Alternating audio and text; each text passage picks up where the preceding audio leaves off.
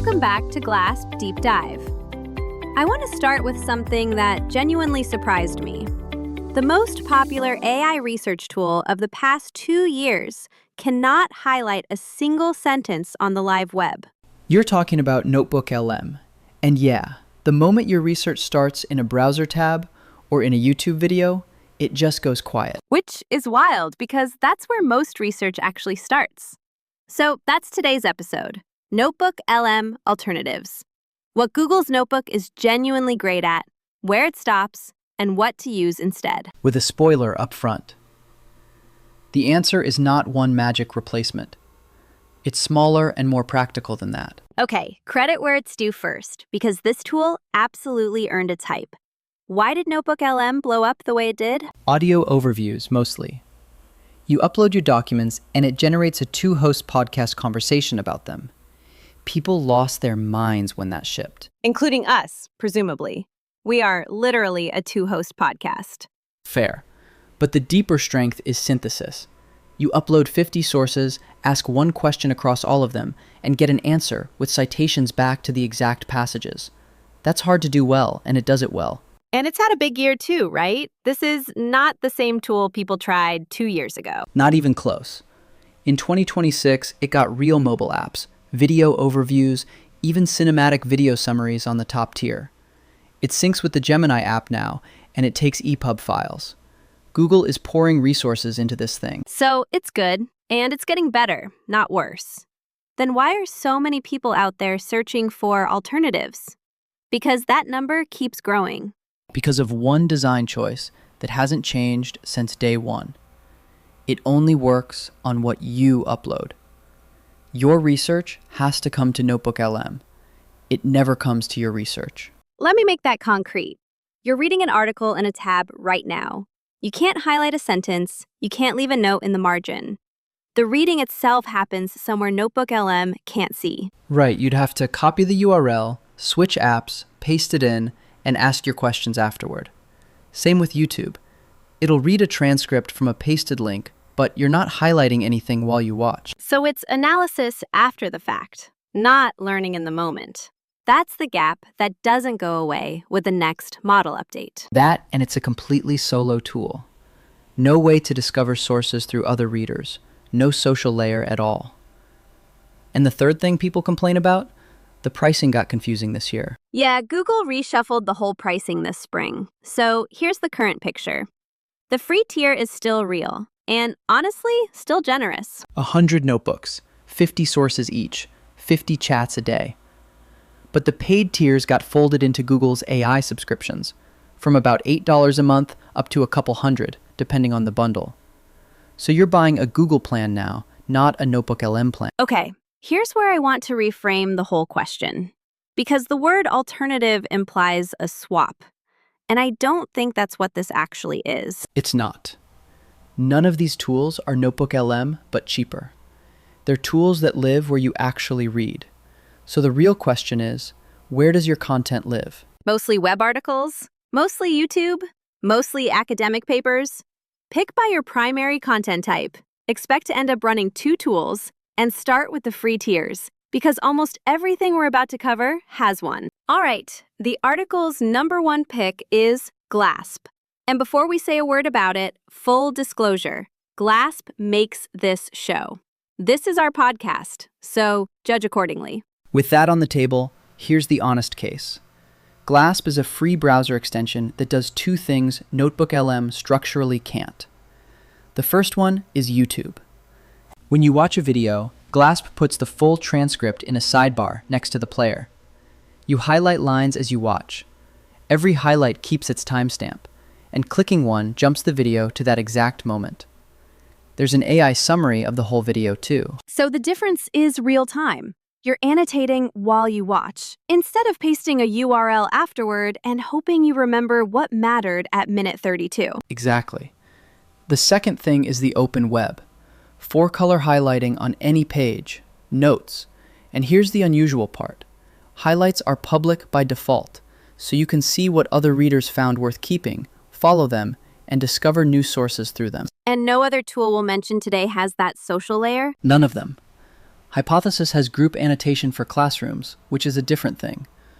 Open discovery through other readers is Glasp only. There's Kindle import too, and everything exports out. Readwise, Notion, Obsidian, Markdown, CSV. Okay, now the part that keeps this honest. What does Glasp not do? Two big things. It won't do NotebookLM style synthesis. You can't upload 20 documents and ask questions across all of them. And it's not a team collaboration tool. It's personal learning with a social layer, not a shared workspace. Fair enough. Next up, Readwise Reader. And this is the Read It Later powerhouse. Articles, RSS feeds, newsletters, PDFs, even YouTube transcripts, all in one inbox with highlighting everywhere. Plus, spaced repetition that resurfaces your old highlights daily, which genuinely works for retention. The trade-off is that it's private by design. No social layer, nothing discovered through other people. And it runs about $10 a month, billed annually, with a lighter plan around $4.50 that skips the Reader app itself. Then Hypothesis, which is almost the opposite philosophy. Free, open source, run by a nonprofit, and it's the standard for group annotation in higher education. Hundreds of universities use it for collaborative reading, with annotation layers on any web page or PDF wired into course systems like Canvas. And zero AI features, which is honestly the point. It's about humans reading together. If your class or your research group needs shared margins on a text, that's still the answer. Now a cluster that's closer in spirit to NotebookLM, the knowledge base builders. Recall first. We call auto-summarizes whatever you save, articles, videos, podcasts. Then it organizes everything with smart tags and a graph view that shows connections. And you can chat with your whole knowledge base, which is the closest thing on this list to NotebookLM's synthesis. What's the catch? Because there's always a catch. The free tier is tiny, about 10 AI summaries total, so serious use means paying. And it's built for collecting and organizing, not for annotating pages in place. Liner sits in this cluster too. It started as a highlighter and grew into an AI search engine with citations, deep research reports, document analysis. The highlighting is still in there, but it's one of the pricier options, and the free tier is capped pretty hard.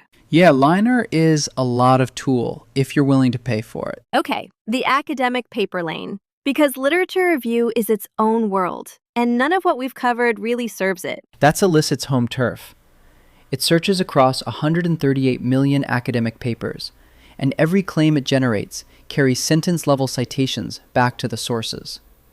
There's a free tier for basic use, then $12 a month, or $49 for the Pro plan with the research agent. And Scholarcy is the lighter companion there.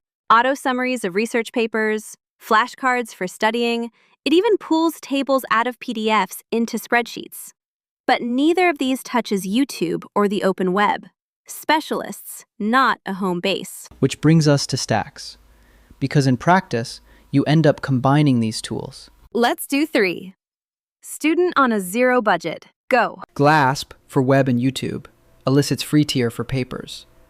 Hypothesis if your courses use group annotation. Total cost?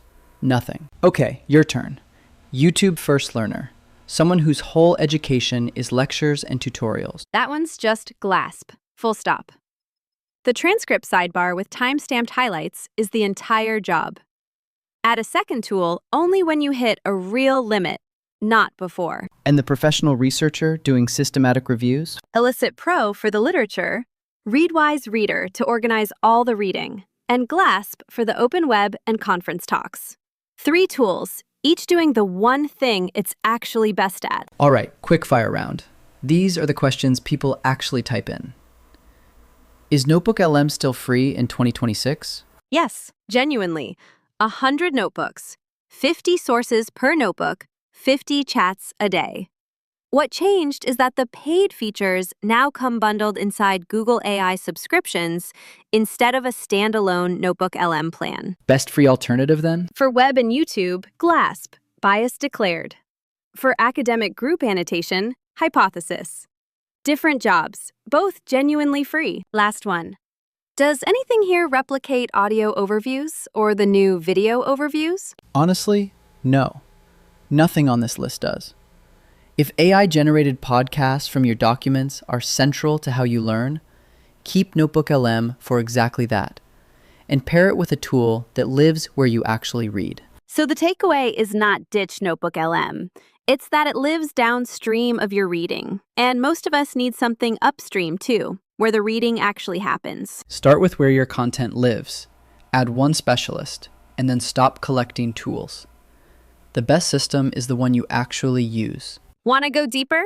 Full articles on Glasp.co.